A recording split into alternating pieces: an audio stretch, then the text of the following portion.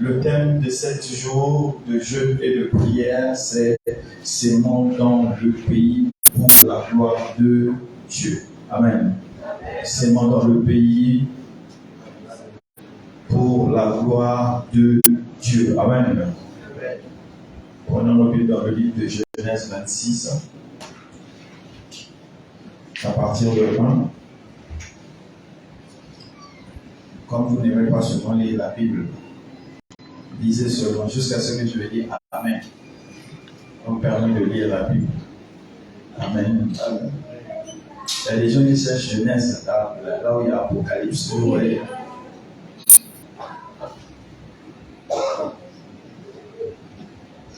Il y eut une famine dans le pays, outre la première famine qui eut lieu du temps d'Abraham. Et Isaac alla vers Abimelech, roi des Philistins à Guérar. L'Éternel lui apparut et dit: Ne descends pas en Égypte, demeure dans le pays que je te dirai. Séjourne dans ce pays-ci, je serai avec toi et je te bénirai, car je donnerai toutes ces contrées à toi et à ta postérité, et je tiendrai le serment que j'ai fait à Abraham ton père. Je multiplierai ta postérité comme les étoiles du ciel. Je donnerai à ta postérité toutes ces contrées, et toutes les nations de la terre seront bénies dans ta postérité, parce qu'Abraham a obéi à ma voix, et qu'il a observé mes ordres, mes commandements, mes statuts et mes lois. Et Isaac resta à Guérar. Lorsque les gens du lieu faisaient des questions sur sa femme, il disait, c'est ma sœur, car il craignait en disant ma femme, que les gens du lieu ne le tuassent, parce que Rebecca était belle de figure. Comme son séjour se prolongeait, il arriva qu'Abimelech, roi des Philistins, regardant par la fenêtre, vit Isaac qui plaisantait avec Rebecca, sa femme. Abimelech fit appeler Isaac et dit, certainement c'est ta femme. Comment as-tu pu dire, c'est ma sœur? Isaac lui répondit, j'ai parlé ainsi de peur de mourir à cause d'elle. Et Abimelech dit, qu'est-ce que tu nous as fait? Peu s'en est fallu que quelqu'un du peuple n'ait couché avec ta femme, et tu nous aurais rendu coupable. Alors Abimelech fit cette ordonnance pour tout le peuple. Celui qui touchera à cet homme ou à sa femme sera mis à mort. Isaac sema dans ce pays, et il recueillit cette année de solitude, car l'Éternel le bénit. Cet homme devint riche, et il alla s'enrichissant de plus en plus, jusqu'à ce qu'il devint fort riche. Il avait des troupeaux de menu bétail, et des troupeaux de gros bétail, et un grand nombre de serviteurs, aussi les Philistins lui portaient envie. Tous les puits qu'avaient creusés les serviteurs de son père du temps d'Abraham, son père, les Philistins les comblaient et les remplirent de poussière. Et Abimelech dit à Isaac, va-t'en de chez nous, car tu es beaucoup plus puissant que nous. Isaac partit de là, et campa dans la vallée de Guérar où il s'établit. Isaac creusa de nouveau les puits d'eau qu'on avait creusés du temps d'Abraham, son père, et qu'avaient comblé les Philistins après la mort d'Abraham. Et il leur donna les mêmes noms que son père leur avait donnés. Les serviteurs d'Isaac creusaient encore dans la vallée, et ils trouvaient un puits d'eau vive. Les bergers de Guérar querellaient les bergers d'Isaac en disant, l'eau est à nous. Et il donna au puits le nom d'Ések, parce qu'ils s'étaient disputés avec lui. Ces serviteurs creusaient un autre puits, au sujet duquel on chercha aussi une querelle, et il l'appela Sitna. Il se transporta de là, et creusa un autre puits pour lequel on ne chercha pas querelle, et il l'appela Rehoboth, car, dit-il, l'Éternel nous a maintenant mis au large, et nous prospérerons dans le pays. Amen. Avec un acclame la parole de Dieu. Amen.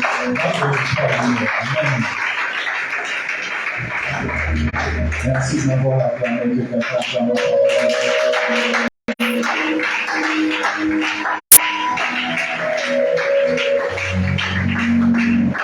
C'est bon pour le pays, pour la gloire de Dieu. Amen.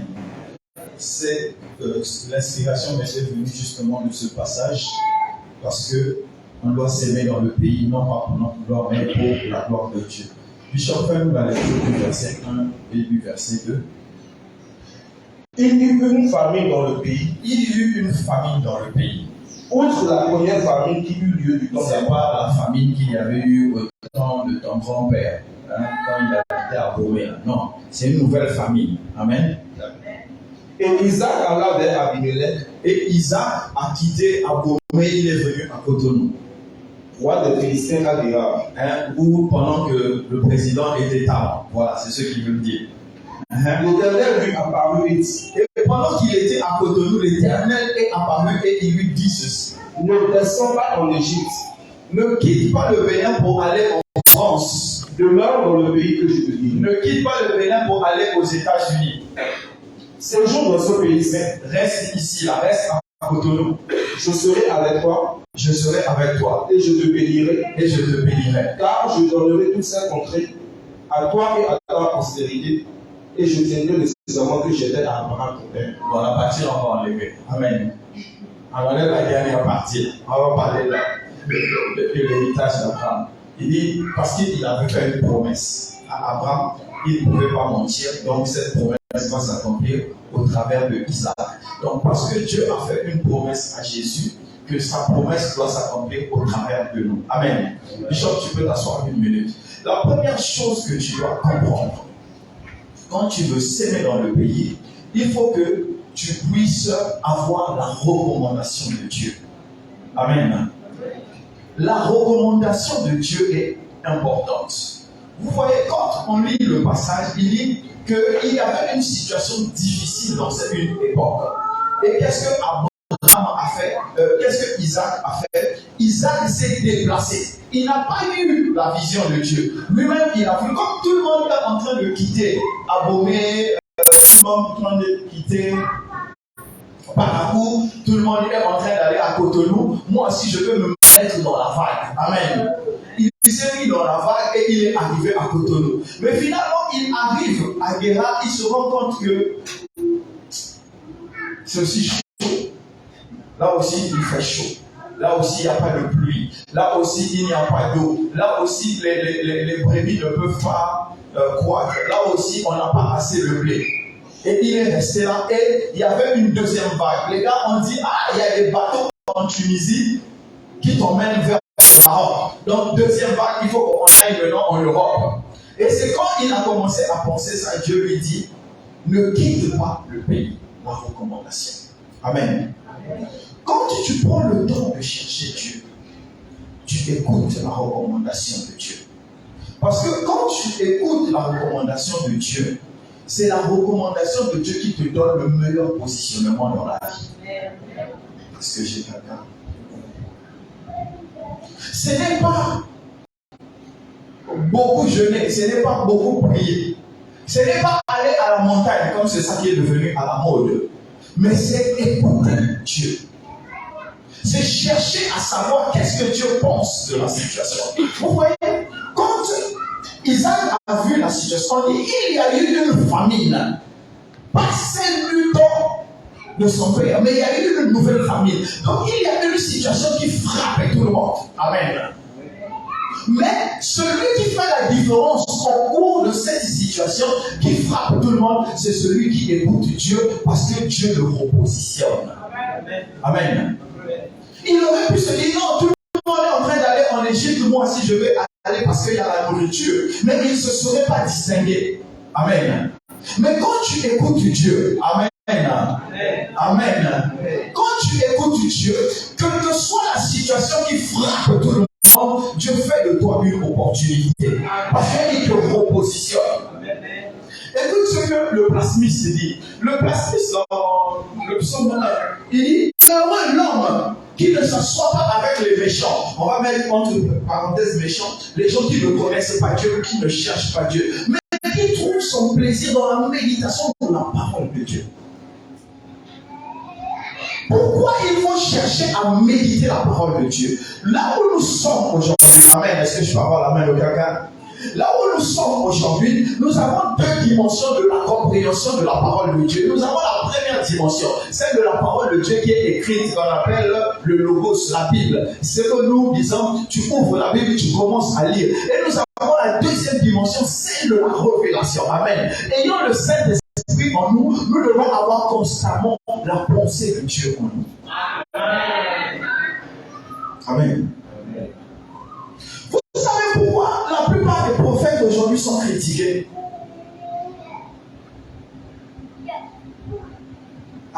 Ils ont inventé beaucoup de choses. L'école des prophètes, l'école des vainqueurs, les Can I Prophesy, Can I See. Ils ont tout inventé.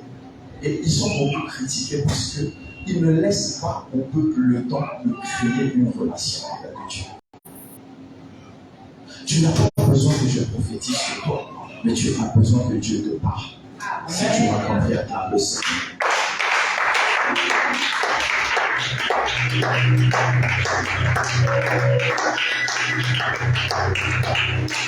Appelez-nous le verset 12 et 13.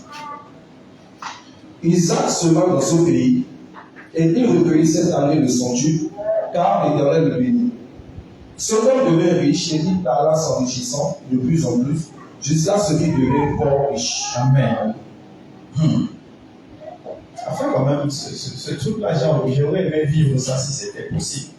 On dit dans un temps désertique, il n'y a pas de bruit, il n'y a pas d'eau. On dit qu'il sème. C'est pas qu'on dit qu'il a nourri les bêtes, mais il a sémé. Et là où il n'y a pas d'eau, comment le blé, le maïs, l'arachide va germer? Amen. Amen. Amen. Est-ce que j'ai quelqu'un? Moi-même, je vais monter dans la dimension de Réma maintenant. Est-ce que j'ai quelqu'un? Amen. Écoutez, on va faire simple, on va être logique. Il dit que si tu prends le maïs, tu mets sur ce carreau-là, même après 100 ans, ça ne va jamais pousser. Vous êtes d'accord avec moi? Mais on dit que cette période-là, le carreau-là est froid. Mais quand on dit une période désertique, il fait excessivement chaud. Il n'y a pas de pluie. J'ai expérimenté ça dernièrement à Parakou. Et quand je sortais là, je faisais 1 heure hors de la maison ou hors de la voiture, automatiquement j'avais mal à la tête. Parce que quand tu respires l'air, ça monte jusqu'au cerveau. C'est comme si tu fumes les choses compliquées. Je vous assure, quand j'étais chez mon ami là, à la boutique, je faisais 1 heure. J'avais dit, man, je repars à l'appartement. Après, moi, c'est la clim. Parce que je ne supportais pas. Donc, si je voulais sortir, c'était à 17h ou 18h. Il faisait un peu plus frais. Je pouvais respirer normalement. Et Dieu dit qu'il y a eu une famine. Amen. Pas celle du temps d'Abraham. Parce que ça s'était passé. Mais il y a eu une nouvelle famine. Et cette nouvelle famine-là a créé de la migration, le déplacement des gens. Amen. Mais il y avait un homme qui se déplaçait au milieu des autres hommes, qui n'était pas comme les autres hommes, parce qu'il avait une promesse sur lui. Amen. La promesse de son père le suivait. Et à un moment donné, au lieu de se tourner vers Dieu, il a voulu voir ce que les autres hommes faisaient. Mais à un moment donné, comme la promesse parlait, la promesse lui a dit, hey, toi, souviens-toi que tu n'es pas comme tout le monde. Il dit, oh Seigneur, merci de m'avoir rappelé que je ne suis pas comme tout le monde. Qu'est-ce que je dois faire? Il dit, je vais te bénir. C'est Dieu qui dit, je vais te bénir dans ce temps-là, à cet instant-là, en ce lieu-là où tu es, à cause de mon serviteur. Amen. Et on dit que le temps était désertique.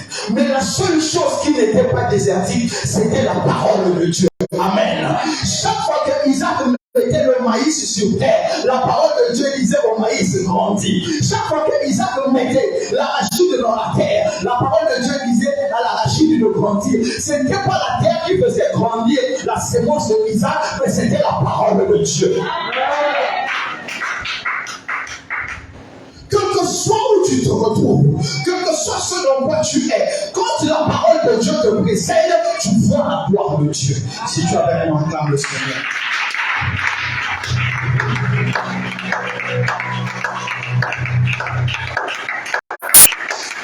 Écoute-moi, frère. Ce n'est pas la parole du prophète qui bénit, mais c'est la parole de Dieu qui bénit. C'est Dieu qui veille sur sa parole pour pouvoir l'accomplir. Ce n'est pas le prophète, ce n'est pas le pasteur. Regarde, s'il y a un choix à faire, écoutez-moi bien, s'il y a un choix à faire, il faut aimer une personne et détester l'autre. Déteste-moi, mais aime ton Dieu. Car lui va t'emmener là où aucun homme ne peut t'emmener. La Bible dit que Isaac a sémé. Amen. Bishop, dis-moi le 13, le verset 13. Cet homme devint riche. Cet homme devint riche. Et il alla s'enrichissant de plus en plus jusqu'à ce qu'il devienne fort riche. Vous avez compris la dimension? Cet homme devient riche. Cet homme devient riche. Et il alla s'enrichissant. Il alla en s'enrichissant de plus en plus. Et de plus en plus. Jusqu'à ce qu'il devienne fort riche. Au point où Abimelech dit, quitte mon territoire, tu deviens trop puissant par rapport à moi. Le roi a peur d'une personne. Mais ils sont tous dans la même saison. Écoute mon frère, écoute ma soeur. Ce n'est pas parce que c'est dur pour tout le monde que ça va être dur pour toi. Ce n'est pas parce que c'est dur pour tout le monde que toi aussi tu vas vivre la même chose que les autres. Qu'est-ce que Dieu dit pour toi? Quelle est la parole de Dieu pour toi? C'est ça que tu dois chercher. Si tu as avec moi, acclame le Seigneur.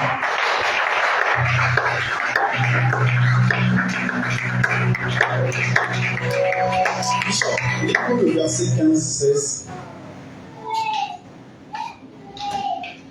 Tout le bruit qu'avaient causé les serviteurs de son père, du temps d'Abraham, son père. Donc commence à 14. Il avait des troupeaux de menus bétail. Isaac avait les troupeaux. De menus bétail. Le menu bétail, donc les moutons, Des troupeaux les chèvres, les lapins. et un grand nombre de serviteurs. Et beaucoup de serviteurs. Donc, Aussi les esclaves. Les Philistins lui portaient envie. ainsi, les Philistins avaient envie de tout lui ravir. Les Philistins avaient envie de le détruire. Les Philistins avaient envie de prendre sa place. Amen. Amen. Tout le bruit qu'avaient causé les serviteurs de son père, du temps d'Abraham, son père, les Philistins les comblèrent et les remplirent de poussière. Amen. Donc la jalousie les a emmenés au point où ils ont recouvert tous les puits d'eau qui pouvaient permettre à Isaac d'arroser la sémence, d'arroser sa récolte, d'arroser ses champs. Amen. Mais il y a une chose, ces gars n'avaient pas compris. En fait, même s'ils avaient bouché les trous, ce n'était pas l'eau naturelle qui arrosait les plantes, c'était la parole de Dieu. Vous savez, tant que quelqu'un ne va pas arrêter la bouche de Dieu qui parle sur toi, il ne peut pas arrêter ta destinée. Ils peuvent te chasser du travail. Ils peuvent t'enlever là où tu habites. Ils peuvent te chasser de la maison. Une chose est sûre, tant que Dieu n'a pas parlé, ta vie ne s'est pas encore arrêtée. Ton commerce peut faire faillite parce que les clients ne viennent plus. Tes yeux humains font des calculs, mais les calculs sont devenus limités. À un moment donné, tu fermes les yeux, Dieu va t'ouvrir ses yeux et tu auras les opportunités de faire. Vas-y, Bishop. Et Abimelech dit à Isaac, va-t'en de chez nous, car tu es beaucoup plus puissant que nous. 17. Isaac partit de là et campa dans la vallée de Guéra où il s'établit. Amen. Abimelech était tellement fâché, il a vu un homme qui a commencé à dépasser son influence. Donc, vous savez, il y a des périodes où tout le monde doit être pareil. Amen. Il y a des périodes dans l'existence. Il faut ton voisin doit penser que si lui il mange gari avec arachide le matin, à midi et le soir, il faut que toi aussi tu manges gari matin, midi, soir. Il y a des moments où il faut que ton environnement pense que comme ça galère, il faut que tout le monde galère. Si plus personne ne peut manger shawarma, il ne faut pas que toi aussi tu manges shawarma parce que si tu manges ça, c'est comme si tu deviens différent. Écoute-moi, tu n'es pas né avec quelqu'un. Et même si tu es né avec quelqu'un, vous êtes différents parce que même si vous êtes jumeaux dans la même poche, chaque jumeau a une destinée. Amen. Écoute-moi bien, écoute-moi bien. Quelle que soit l'envie que les gars pouvaient faire à Isaac, tant que Dieu ne l'avait pas envié, sa destinée était en sécurité. Donc, quelle que soit la situation que tu traverses, tant que ce n'est pas Dieu qui a dit je vais te renverser, tant que ce n'est pas Dieu qui a dit je vais t'écraser, tant que ce n'est pas Dieu qui a dit je vais t'exterminer, sache que c'est Dieu qui est en train de te protéger contre ceux qui veulent t'exterminer.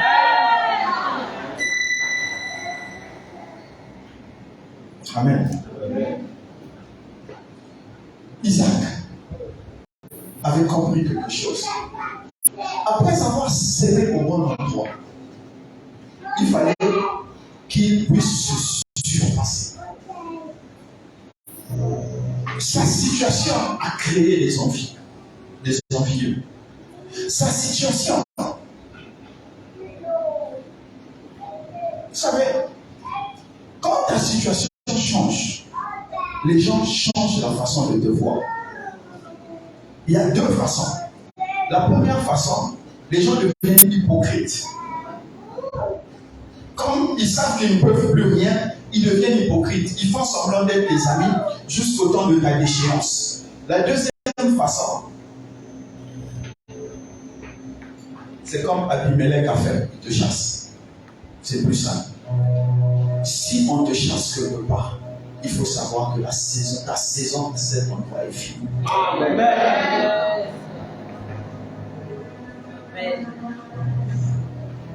Chaque fois que tu seras chassé quelque part, dis-toi, Seigneur, je sais que tu me fais entrer dans une nouvelle saison. Amen.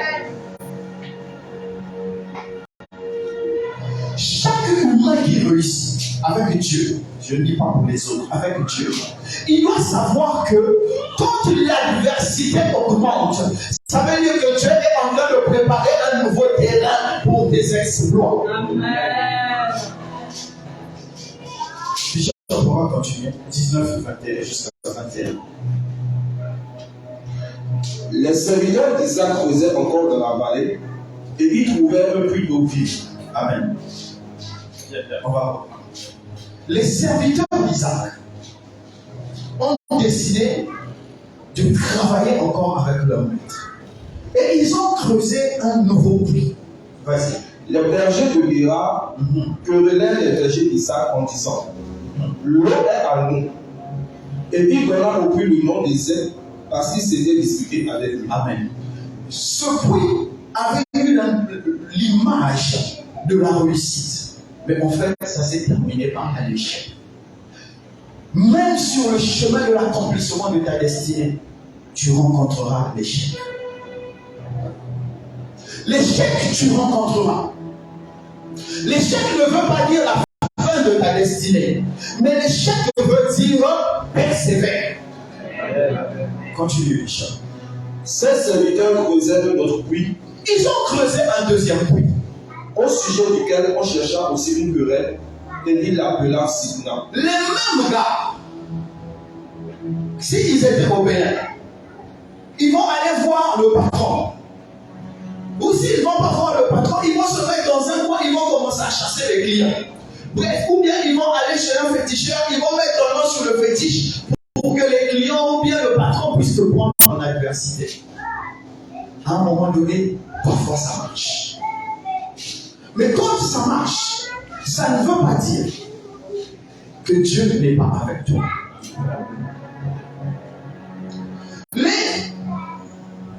Amen. Amen. Amen. Amen. Est-ce que je peux parler à quelqu'un?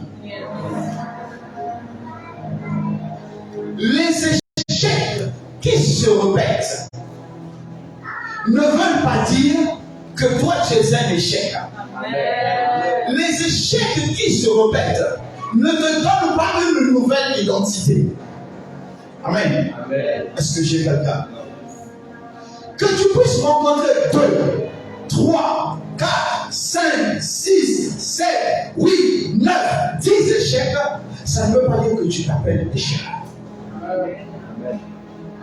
Amen. Amen.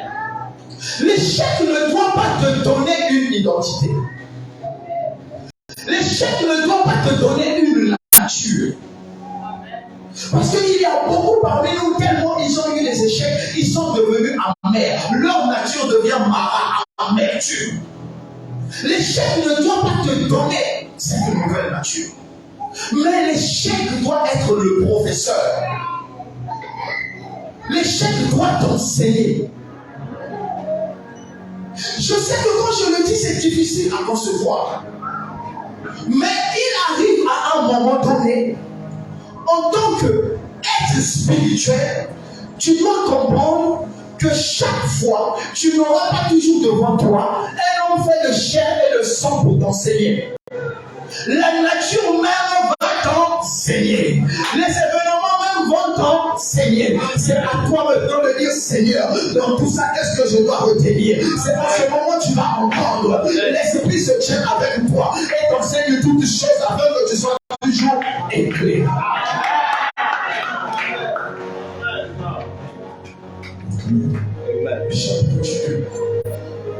Il se transporta de là et creusa un autre puits. Amen, amen. Revoir. Il se transporta de là. Le mot qu'ils ont utilisé, il se transporta de là. On n'a pas dit il a quitté. Parce que souvent, quand on dit il a quitté, c'est comme s'il avait la possibilité de faire quoi? De revenir. Non, on dit il s'est transporté. Donc, corps, âme, esprit. Bien, il a tout pris, il est parti. Vas-y. Et creusa notre puits. Il a commencé à creuser. 1, 2, jusqu'à ce qu'on ne voyait pas l'eau. Mais il a continué à creuser. Vas-y. Pour lequel on ne chercha pas querelle. Et il appela Réhoboth. Vas-y. Car il dit, l'Éternel nous a maintenant mis au large et nous prospérerons dans le pays. Il dit, j'ai creusé, j'ai creusé, j'ai creusé, j'ai creusé. À un moment donné, j'ai vu l'eau commencer à manquer. Mais je n'ai pas vu mes muscles, je n'ai pas vu mon travail. Il dit, l'Éternel nous a mis au large. Le travail qu'il faisait, il s'est vu comme étant un instrument de Dieu en train d'accomplir la gloire de Dieu. L'élévation, il dit que ce n'est pas pour moi, l'élévation c'est pour Dieu. Amen. C'est ceux qui donnent leur élévation à Dieu que Dieu élève. C'est ceux qui voient Dieu dans leur élévation que Dieu continue à élever. C'est ceux qui cherchent Dieu dans ce qu'ils sont en train de faire qui voient la gloire de Dieu. Amen. Il a dit, reprends Bishop, il a dit quoi? Et il appela Réhoboth car il dit, l'Éternel nous a maintenant mis au large et nous prospérerons dans le pays. Ce n'est pas ma force, amen, qui nous a mis au large, mais c'est l'Éternel qui nous a mis au large. Il dit, maintenant comme l'Éternel nous a mis au large, amen, amen, amen, maintenant que l'Éternel nous a mis au large, amen. Amen. Maintenant que l'Éternel nous a mis au large, c'est un constat. Amen. C'est pas une déclaration prophétique. Écoute, tu peux venir, viens. Il faut écouter ça. Il faut que tu écoutes ceux qui viennent. Ah, vous êtes beaucoup avec les bonnes. C'est pas une déclaration prophétique. Écoute-moi, ce n'est pas une déclaration prophétique. Non, je vois dans ta chambre, il y a le rose, il y a le violet. Non, c'est pas une déclaration prophétique. Il dit ceci, il dit, maintenant, j'ai vu l'Éternel m'a mis au large. Comme l'Éternel a agi, je vais voir sa gloire. C'est un constat. L'élévation est un constat de la main de Dieu qui agit dans ta vie. L'élévation, on ne dit pas l'élévation vient là, ça vient là, ça vient là. Non, l'élévation, quand tu vois ça, tu reconnais que c'est Dieu qui t'a levé. Il faut te méfier de la promesse de l'élévation. Car l'Éternel ne fait pas des promesses, il montre, il démontre. Donc Isaac, il n'avait pas vu l'eau et il n'avait pas donné le nom mis au large. Il n'avait pas encore dit nous allons prospérer. Mais écoutez-moi bien, amen. Est-ce que j'ai quelqu'un avec moi? On va se lever, on va prier. Non, restez là. Est-ce que j'ai quelqu'un avec moi?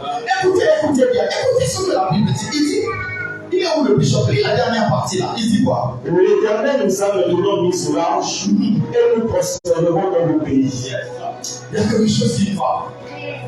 Il y a quelque chose qui passe. Pourquoi il a quitté les Philistins? La Bible dit ceci, cet homme était devenu riche, il devenait très riche. Mais il n'avait pas pensé qu'il était riche. Mais c'est quand Dieu l'a mis au large, il dit, nous allons prospérer. Il a renversé les choses. Parce qu'il ne s'est pas attaché au bien matériel, il continuait à chercher Dieu. Quelle que soit l'élévation qu'on va te donner, tant que tu vas chercher Dieu, il y aura toujours le second niveau.